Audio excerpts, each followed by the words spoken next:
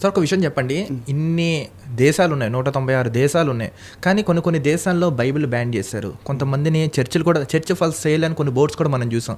కొన్ని అసలైన దేశాల్లో వదిలేస్తుంటే భారతదేశంలో ఎందుకు సార్ ఈ మధ్య కాలంలో విపరీతంగా, అందులో ముఖ్యంగా తెలుగు రాష్ట్రాలలో అసలు ఇంత విపరీతంగా ఈ క్రిస్టియానిటీ స్ప్రెడ్ అవ్వడానికి కారణం ఏంటంటారు? అసలు విచ్చలవిడిగా వస్తున్న విదేశాల నుంచి వచ్చే డబ్బు అండి.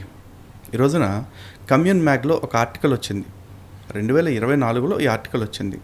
క్రైస్తవ ప్రపంచము భారతదేశంలో మత మార్పులు చేయడానికి ఖర్చు పెడుతున్న డబ్బు సుమారుగా ఎంత ఉండొచ్చో తెలుసా? ఎంత ఉంటుంది సార్? $175 బిలియన్ సంవత్సరానికి. ఓకే, అంటే మన కరెన్సీలో చూసుకుంటే సుమారు 15 లక్షల కోట్ల రూపాయలు ఖర్చు పెడుతున్నారు.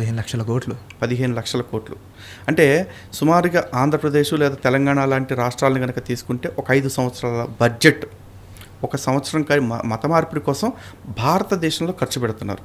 ఇందులో సేవ ముసుగులో వస్తున్నారు కొంతమంది, ఇంకొంతమంది హక్కుల సంఘాల ముసుగులో వస్తున్నారు, ఇంకొంతమంది మత ప్రచారం అంటూ నేరుగా వచ్చేస్తూ ఉన్నారు. కానీ మత ప్రచారం పేరుతో వచ్చినా, సేవ పేరుతో వచ్చినా, లేదా ఇంకో పేరుతో వచ్చినా వీళ్ళందరూ చేసేది ఏంటంటే ఫస్ట్ సనాతన ధర్మం మీద దాడి, సనాతన ధర్మం మీద దుష్ప్రచారము.